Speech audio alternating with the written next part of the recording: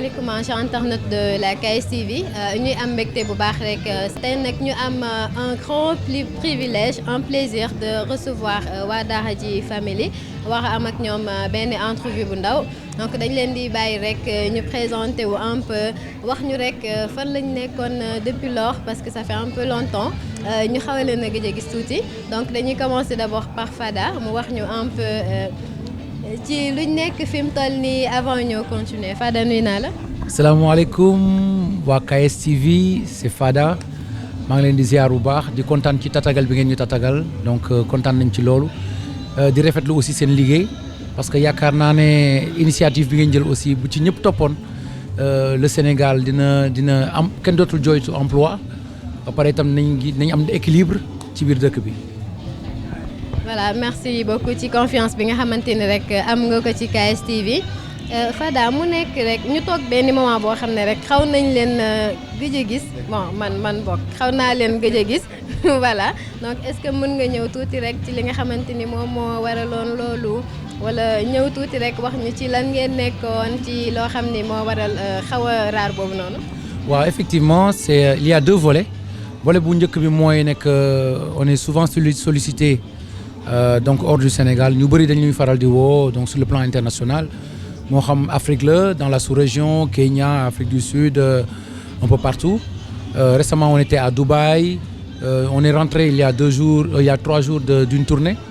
en Espagne boo xamante ne non seulement dañ doon def ay concerts mais bi concert yi jeexee ils nous ont demandé que ñu joxe fa ay cours donc ñu jàngale musique donc on en a profité avec Ndongo pendant une semaine ñu def ay ateliers ak ay ñoo xamante ne musique moo leen intéressé donc parfois maanaam liggéey bi daf ñuy xaw a tënk ba duñu mën a def concert yu bëri fii mais n'empêche que chaque fois qu'on est au Sénégal dañuy def ay événements souvent on joue vers ay booru Cabane du Surfeur là même il y a un concert bu ñuy pare ce sera le 11 bi moom dañoo jël Dakar yóbbu ko Saly quoi en exclusivité exactement en plus il y aura de nouveaux titres ay sound yu bees tàq yu ñuy jouer parce qu'on a fait un morceau contre les violences faites aux femmes Sénégal jigéen ñi sonn nañ gis nañ li ñuy daj ñi dañ leen di dóor léeg-léeg sax ñu dégg ci ñoo xamante ne dañ ci ñàkk seen bakkan donc ñu defoon benn morceau bu tudd Woman qui est déjà disponible sur internet gis nañ nag que jigéen ñu bëri dañoo yëngatu quoi depuis boobu et puis bon mais n'empêche que on est là on est présent donc concert yi ñuy def parfois duñ ko bëgg vulgariser trop parce que chaque fois dès que ñu ne Daara J concert am na rek gars yi dañuy song ticket yi ba mu gaaw a jeex donc chaque fois bu ñu waxee ne concert am na les tickets day jeex donc parfois duñu bëgg def communication bu une grande communication parce que saa bi ñu ko defee dafa am ñoo xamante ne dañuy am frustration bëgg ñëw ci concert bi ñu ne leen concert bi fees na. mais ngeen xam loolu kay donc yéen a wax a xool ni ngeen di def trouver stratégie ba nga xamante ni vraiment. képp koo xam ne rek gis nga ni war nga bëgg bokk ci concert war nga dem rek nga dem wala. waaw je pense que bon li ñu bëgg a def surtout mooy yokk def dans un grand endroit boo xamante ne Sénégal yëpp dañu mën a teew on va même donner des concerts gratuits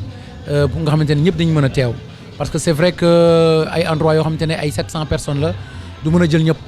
donc là on va faire un concert boo xamante ne ak waa ONU Femmes dañ koy jagleel jigéen ñi ak xale yi.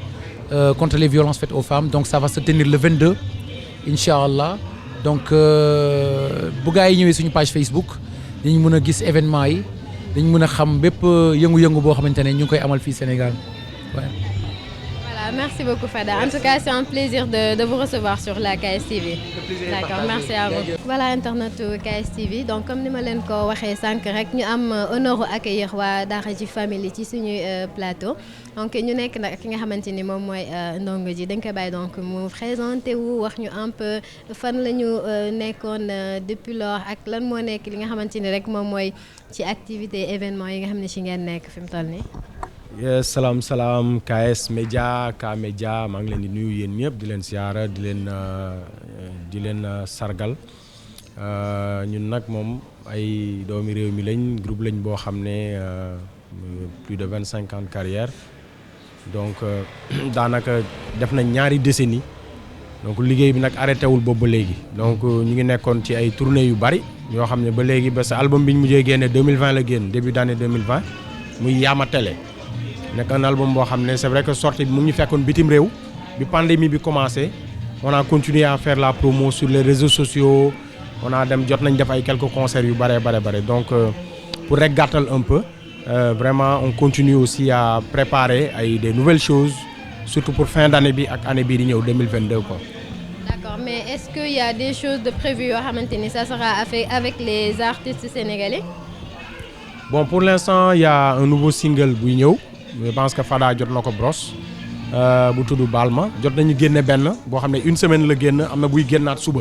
Effectivement collaboration yi ñu ne bëgg def ak artistes yi souvent am na ay prévisions yu bari yu ñuy def mais xam nga artistes yi rek ku nekk da nga am calendrier ku nekk des fois bon da ngay nekk ci ay yëngu-yëngu quand les gens se retrouvent en studio nag c'est là où on a la possibilité de créer des choses mais ñun moom on est open ci côté boobu mais c'est vrai que taxawuñu benn yoon mais je pense que année bii di ñëw on a prévu parce que am na benn titre bu ñu defoon ci album bi bëggoon nañ ko def avec nos jeunes frères qui sont dans le hip-hop bien sûr xëy na peut-être du ma tudd tur parce que boo limee rek jum mais récemment concert bi ñu mujjee def Cabane du Surfeur on a partagé la scène avec H The Best il était là Aubry Daman Abiba